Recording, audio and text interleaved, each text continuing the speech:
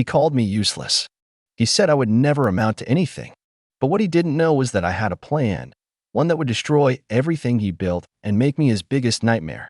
This is my story of revenge. Hi, my name is Alex, and it all started in the most mundane of ways. I was working at a mid-level marketing firm, nothing special, but I was good at my job. I had the potential to move up, or so I thought. My boss, Greg, was the kind of man who always belittled anyone below him. He had this aura of superiority, constantly reminding us that he was the one who made the big decisions, the one who had the vision. But that vision was failing. The company was stagnating. The clients we worked so hard to land were leaving for competitors, and internally, the culture was toxic. People didn't stay for long. They came, got burned out, and left. Despite this, Greg was unbothered. He had always been like that, arrogant, smug, and blind to the realities around him. I remember one particular meeting, one that would change everything for me. I had worked overtime for weeks on a project that I thought would make a real difference for the company. I crafted an innovative marketing strategy that I knew would turn things around. I was excited. I was ready to present it to the team. As I laid out my ideas, Greg sat there, barely paying attention. He half listened, distracted by his phone, his mind clearly somewhere else. When I finished, I expected feedback, maybe a little praise for my efforts. But instead, Greg looked at me with a smirk and said, "This is useless. You're wasting everyone's time. I don't see any potential in this. If you think this is the future, you're delusional." His words cut through me like a knife. I felt humiliated, not just because of the way he insulted my work, but because of the way he insulted me as a person. Useless. Delusional.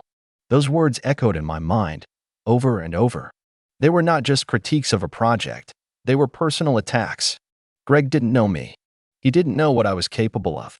But he had just made the biggest mistake of his life. I left the meeting furious, my blood boiling. But instead of letting it consume me, I decided to channel that anger into something productive. I knew I had a choice. I could either accept being crushed by Greg's words, or I could use them as fuel to prove him wrong. That night, I stayed late at the office, planning my next steps. I didn't want to just be another disgruntled employee. I wanted to destroy his empire. I was going to build something better. A company that would not only outperform Greg's, but crush it entirely. So I started to research. I read articles, watched videos, and connected with a network of people who were far more successful than anyone I had ever met. I started learning the ins and outs of business, marketing, and leadership. I made contacts. I sought out potential investors.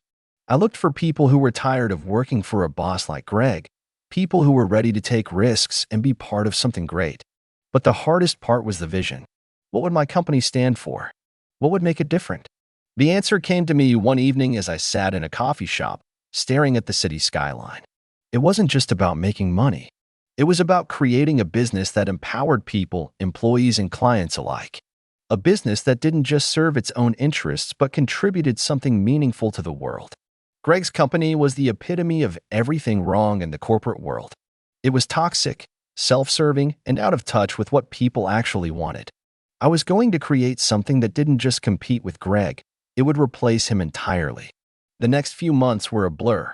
I worked day and night, writing business plans, securing funding, and assembling a team of like-minded individuals. I pulled in people who had been burned by companies like Greg's, people with talent, ambition, and a desire for something better. Slowly, my dreams started to take shape. I called my new company Revolution. I wanted it to stand for a shift in how business was done, a shift away from exploitation and toward empowerment, a shift from greed to growth. And as Revolution grew, I watched Greg's company continue to flounder. His arrogance kept him blind to the changes in the market. He couldn't see the competition closing in until it was too late. At first, Greg didn't know what was happening. He didn't see us coming. But soon, our success was undeniable. We landed bigger clients. We outperformed his marketing campaigns. Word of mouth spread, and people started talking about Revolution. They were excited about the future we were building. Greg? He was stuck in the past. But then, a few months in, I saw my chance. I walked into Greg's office one afternoon, a calm smile on my face, ready for the confrontation I knew was inevitable. His face twisted into that familiar smug grin when he saw me. "What do you want, kid?" he asked dismissively. But I didn't respond the way he expected. I didn't ask for a raise. I didn't plead for a better position. Instead, I said, I just wanted to let you know that revolution is about to take over. And it's going to be your worst nightmare. The shock on his face was priceless. It was as though the realization was just beginning to hit him. But there was no turning back now. Revolution had already started eating away at his market share. Our client base was growing exponentially, while his was shrinking. And the more he tried to compete, the more obvious it became that he was no longer relevant. I smiled, turned, and walked out of that office, feeling more powerful than I ever had. Greg called me useless. He called me delusional. But here I was, leading a company that was on the verge of wiping out everything he had worked for. The real revenge? It wasn't in the destruction of his company, it was in proving to him, and to myself, that I was never useless.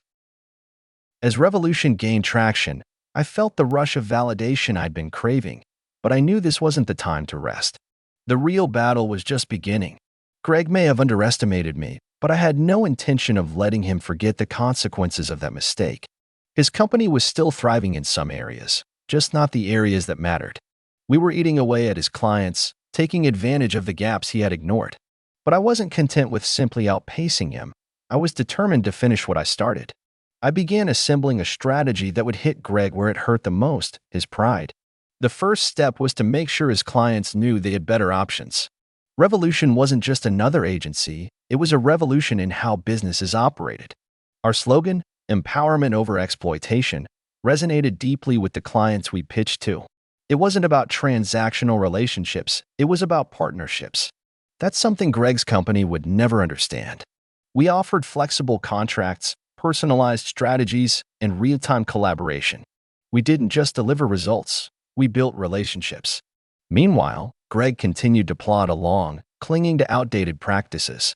It was obvious to everyone around him that he was stuck in a cycle of arrogance and neglect. The whispers of his downfall spread through the industry like wildfire, but he refused to see it. He wasn't worried. At least, that's what he told everyone. But the pressure was building. Every time one of his long-term clients left for Revolution, his temper flared. It wasn't long before I began to see signs that his empire was cracking. His team was losing faith. His once loyal employees were leaving in droves, seeking opportunities elsewhere, opportunities where they wouldn't be belittled and undermined every day. One of those employees, a former colleague of mine, reached out to me one day. Her name was Sarah, and she had been Greg's right-hand assistant for years. She was intelligent, driven, and fiercely loyal to the company, at least she had been. But after months of Greg's cruel management, she'd had enough. She was ready to jump ship. "I can help you," she said, her voice calm but tinged with desperation. "I know everything about Greg's business operations, his weaknesses, his strategy, even his dirty little secrets." I was intrigued. She went on to explain how Greg ran his business with an iron fist, bullying anyone who dared question him. She said his biggest flaw was his obsession with control, refusing to delegate or trust anyone else with important decisions. She told me how he had been on the verge of losing several major clients, but his pride kept him from acknowledging it. I was cautious. This kind of inside information could be a goldmine, but it could also be a trap. But Sarah had already proven herself trustworthy in the past, and if what she said was true, it would give Revolution a significant edge.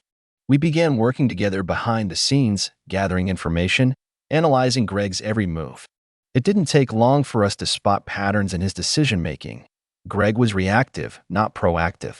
He relied too much on outdated tactics, while Revolution was on the cutting edge. We were agile, flexible, and capable of adapting to new challenges. The difference was night and day. The turning point came when Greg's company lost a massive contract, one that had been in the bag for years.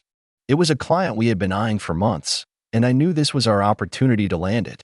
The next day, I scheduled a meeting with the client and pitched them everything Revolution had to offer.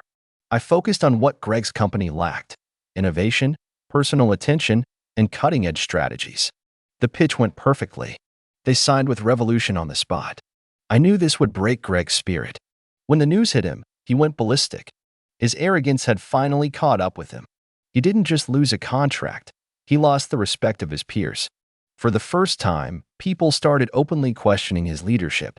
The cracks in his empire were becoming impossible to ignore. But I wasn't done yet. Revolution's success had been building slowly, but now it was gaining momentum faster than ever. We expanded into new markets, offering services Greg's company couldn't even dream of. We launched innovative campaigns that not only generated more revenue, but attracted a whole new wave of talent. People who were eager to work for a company that valued them. People who wanted to build something meaningful. As my company soared, Greg slowly started to collapse. His desperation grew. He tried to rebrand, tried to bring in new talent, but it was too little, too late. The market had already spoken, and it was clear Revolution was the future. Then came the public humiliation. A well-known industry journal published an article comparing the two companies, and it didn't paint Greg's company in a flattering light. The article detailed how Revolution was a leader in innovation, while Greg's company was stuck in the past. It was a devastating blow to Greg's pride, but he refused to acknowledge it. He continued to throw tantrums, to blame everyone but himself. The more he raged, the more people turned away from him. They could see he was a man incapable of change, incapable of admitting when he was wrong. Revolution, on the other hand, was everything Greg's company never was: forward-thinking, inclusive, and successful. I sat back and watched it all unfold with satisfaction. But even then, I knew this was only the beginning. Greg still had an empire, even if it was crumbling. I couldn't let up. I needed to finish what I started. It wasn't just about destroying his company. It was about proving that his words had no power over me. I wasn't useless. I was unstoppable. With Greg's empire crumbling and his temper flaring at every misstep, I knew it was time to make my move. Revolution was no longer just a business. It had become a symbol of what could be achieved when people stopped listening to the toxic voices of their pasts and started believing in themselves. But while the world saw my success, Greg only saw the threat I posed to everything he had built. He wasn't about to let me destroy his legacy without a fight. In an attempt to salvage what was left of his business, he launched an all-out campaign to discredit Revolution. Greg began spreading rumors about us, claiming we were using underhanded tactics to steal his clients. He accused us of offering bribes to win contracts, of poaching his employees, and even tried to convince people that we were on the verge of financial collapse. It was a desperate, last-ditch effort to regain control, but it wasn't working. His lies were transparent, and the people around him were beginning to see him for what he really was: a man clinging to his past mistakes, trying to salvage a sinking ship. The attacks only made Revolution stronger. We didn't need to fight Greg's battles in the same way he fought ours. We kept doing what we did best: delivering results, building relationships, and leading with integrity. And it wasn't long before the industry took notice. We began to attract a new breed of clients, those who valued innovation, creativity, and collaboration over ego and control. The tech world, in particular, became enamored with us. We landed major partnerships with some of the biggest names in the industry, something Greg could only dream of. These weren't just small clients looking for a quick fix. These were giants in the field, companies who were looking for long-term, strategic partnerships, exactly what Greg had failed to offer. But the true moment of reckoning came when Greg's company, which had once been a beacon of success, was sold. The transaction happened quickly, and rumors started circulating that it had been bought out by one of our competitors. The once proud company that had laughed at my ambitions was no more. I had done it. Greg's empire had been wiped out, and Revolution had claimed its place at the top of the industry. The sale of his company marked the end of his reign, but the victory felt hollow. It wasn't just the company that had fallen, it was everything he stood for. The arrogance, the greed, the toxic culture he had nurtured. It was all gone. I remember the day the news broke. I was sitting in my office, going over some contracts with my team, when my phone buzzed with an alert. The headline read, "Greg Marshall's company acquired. What's next for the former Titan?" It was surreal. I couldn't help but smile as I read the article. It wasn't that I took pleasure in his failure, it was that, in that moment, I knew I had earned everything I had. I hadn't just built a company. I had built something that would outlast any legacy Greg could have left. The empire he spent years creating was now a footnote in business history. It was then I realized that this wasn't just about revenge. This was about self-empowerment. This was about reclaiming my worth. The feeling of walking into work every day, knowing I had built something real, something that had surpassed everything Greg ever accomplished, was exhilarating. No longer would I be seen as the useless employee, the one with no potential. Now, I was the one leading a company that had reshaped an industry. As the dust settled, I couldn't help but reflect on everything that had led to this moment. If Greg hadn't called me useless, would I have had the drive to build revolution? If he hadn't belittled my every move, would I have had the fire to prove him wrong? The truth was, without Greg's cruelty, I wouldn't have realized just how strong I really was. In a strange way, I owed him something. But I wasn't about to thank him. The satisfaction came from knowing I had done it on my terms. I didn't need Greg's validation. I had built something bigger than his empire. And it was only just the beginning. Revolution wasn't just a company. It was a movement. A symbol that anyone, regardless of their past, their boss's words, or anyone else's doubts, could rise above and create something that mattered. The people who had once looked down on me now saw me as a beacon of success. But for me, the victory wasn't about the people who doubted me. It was about the person I had become. Greg's failure was his own doing. He had every opportunity to grow, to change, to evolve. But he refused to. And that's why I had one. I had embraced change. I had risen from the ashes of his cruelty, and now, my company stood as a testament to everything he had failed to see in me. It wasn't just about destroying his empire. It was about building my own. The day Greg's company was sold, I watched as everything he had worked so hard to build crumbled around him. He had spent years creating an empire founded on arrogance, manipulation, and greed. But none of it mattered anymore. He had underestimated the power of resilience, of doing things the right way. And as revolution soared, it became clear that he had failed to see his own shortcomings. The market, the clients, and the industry had all turned their backs on him. Revolution, on the other hand, was built on trust, innovation, and genuine collaboration. We were no longer just competing in the same space. We had obliterated the very foundation of what Greg's company once represented. But I wasn't done. There was still one thing left to do: confront Greg. After his company was acquired, I knew I had to meet him face to face, not to gloat, but to ensure that he fully understood what had happened. I scheduled a meeting at a small, inconspicuous cafe. Greg walked in looking tired and defeated, the once dominant CEO now reduced to a man trying to salvage what was left of his reputation. He didn't say much at first, just sat across from me with an expression I couldn't quite read.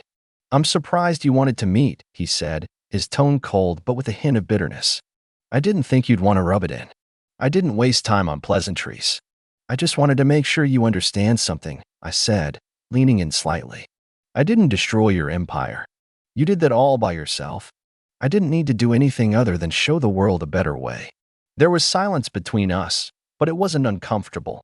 It was the silence of a man who knew deep down that he had been outclassed. Greg finally sighed and looked me in the eye. "I should have listened to you. Maybe then I wouldn't have lost everything." It was the closest thing to an apology I was going to get, but I didn't need it. I wasn't here for closure. I was here to remind him, and myself, that I wasn't useless. I had never been. "You were never in my way," I said, standing up to leave. "You were just a reminder of what happens when you think you can't be beaten." As I walked out of that cafe,